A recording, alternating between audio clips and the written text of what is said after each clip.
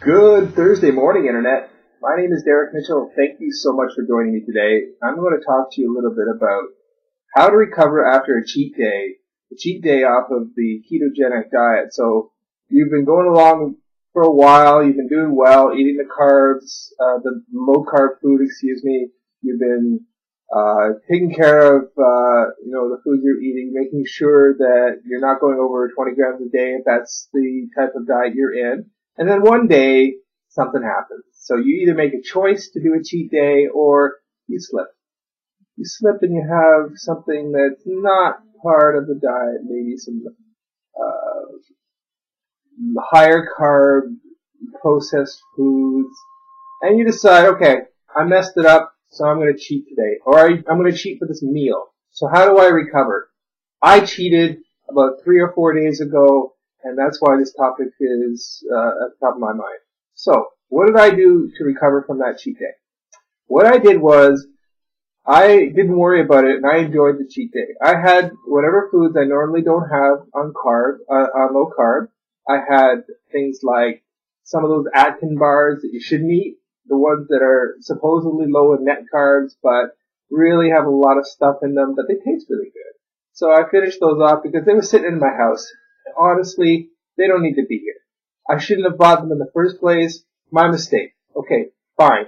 So what's the next step? So then I had some vegetable beef soup. So normally I don't eat soup much when I'm on this diet because the items that are in there's some potatoes, some veggies, some processed, in the actual broth, there's some processed chemicals and that kind of thing. So I try to avoid canned soup. But I had some, and it was really good. I enjoyed it. So all this day, I was thinking to myself, I'm going to try and just have some of these foods that normally I don't have and enjoy it. Because you know what? I was already above 30 grams by the time I finished my first meal of the day, which ended up being a failed attempt at making almond bread, which turned into almond pancakes, adding some low sugar, low carb syrup. Again, very tasty, but again, once I got past the breakfast, I knew that I was done. I was over my carbs. I was going to be out of ketosis probably anyway, so I said, all right, forget about it. I'm going to enjoy the day. I'm going to eat stuff that I normally don't. So I had the vegetable soup. It filled me up. I still had a protein shake later in the day. I also, for dinner, I really went bad, and I went to Wendy's, and I had just a regular burger. They had those coupons that came out, so I thought, oh, okay, I'm gonna get a couple of burgers. I really enjoyed myself and had a couple of the single burgers with some fries and a couple of Coke Zeros. So I really went nuts, and I mean, some people say, oh, that's not nuts, but before when I was eating a regular diet, I would eat a lot of that kind of garbage, and you know what, it was okay. The buns were stale as I remembered them.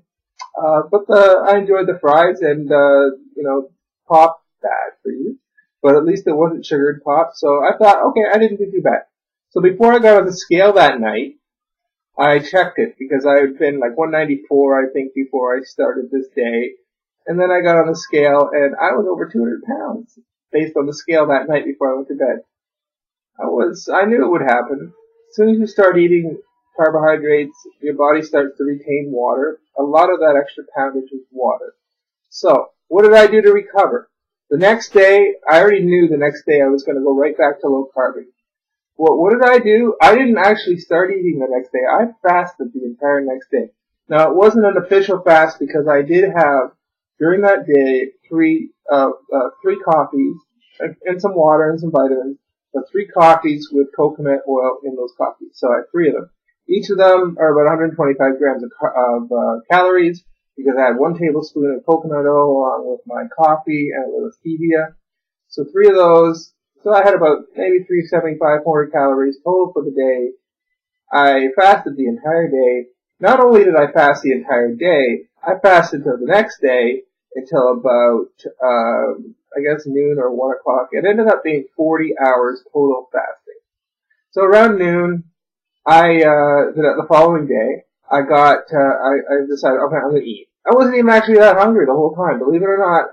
The coconut oil, the fat, in that item was enough to keep me satisfied. And I was busy doing other things around the house and, working and looking for work and that type of thing. But in the end, after the time 40 hours had passed, I said, I better eat something. So I made myself a great lunch with 2 huge pork chops with 600 grams total, including the bone in. Made those pork chops along with a pat of butter, and I loved it. It was amazing, a really good meal to get back into starting towards ketosis. One of the good things about fasting is it drains your glycogen stores more quickly than even eating like low carb foods, because your body has to run on something. So normally when you're not fat adapted, it runs off of glucose. When you're fat adapted, it's a little more efficient, but in the end, it's still got to run off of something. So if there's no ketones, it runs off of glucose. So if there's no glycogen in your body, it's got to start burning fat and get you into ketosis a little bit faster. So I had the pork chops, I had the butter, and you know what? After those pork chops, and they were big ones, I had one coffee with coconut oil later in the day, and then I had another coffee later in the evening, decaf, that had pretty much only stevia in it. So that's all I had all day, and went to bed last night and had a great sleep. And up today, feeling amazing, ready to beat the day. And I had my coconut oil with coffee already, one of them, this morning. So I'm going to be good till about noon, and then I'll start my low carbohydrate eating. So, a lot of people say, well, I can't fast. Okay, don't fast. But if you're going to go and you're going to cheat, and the following day after you cheat, do your best to keep as strict to low carb eating as you can.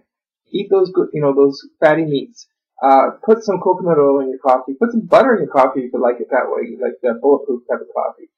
Eat those things that are going to promote you into ketosis faster. When you're in ketosis, you're burning fat, your body's getting more efficient, and you're going to get back in that mode where you're going to feel better about yourself, and it's a lot more healthy as well. So today, again, we're right about 10:15 in the morning. So I'm going to go to about noon or 1 o'clock, and then I'm going to have my first meal of the day.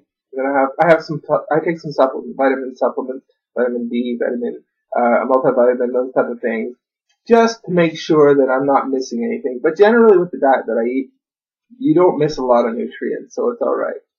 So, let's summarize. You cheat? Fine, cheat. Enjoy it. If you're going to do it, enjoy it. Don't be beating yourself up about it. Just get back to the proper way of eating. Remember, this is a journey. This is not a 2-week, 5-week, 6-week effort just to lose 10 or 20 pounds. I know some people use it for that, but we're here to make sure we're healthy eaters. Occasionally we might slip. Some people are great. They never slip. That's great for them. I will slip at some point. At Christmas, I had 2 or 3 days where I ate other things other than the low-carb foods because I wanted to be social with the family, and I decided to make that choice. I didn't feel so good afterwards, and every time I eat the non-low-carb foods, I do tend to feel not so good. But the bottom line is you make a choice in life. As long as you don't do it too often, I look at the 80-20 rule, the 90-10 rule, the 95-5 rule, where you're basically doing the best thing for yourself, the healthy thing for yourself, the low-carb eating, the ketogenic eating, most of the time, and then occasionally you may not do the right thing. You're going to end up being a lot healthier overall. Your organs are going to thank you. Your digestion system's going to thank you. So, if you cheat, get up the next morning, the next meal, if it's a one meal cheat, start eating properly and don't look back. Your body will appreciate it. Your mind will be a lot more alert. You're going to feel great. So thank you again for listening. Appreciate your time. Any comments, please leave them at the bottom of this YouTube video, or email me at niagaraedge@gmail.com. Thank you for your time. Have a great day.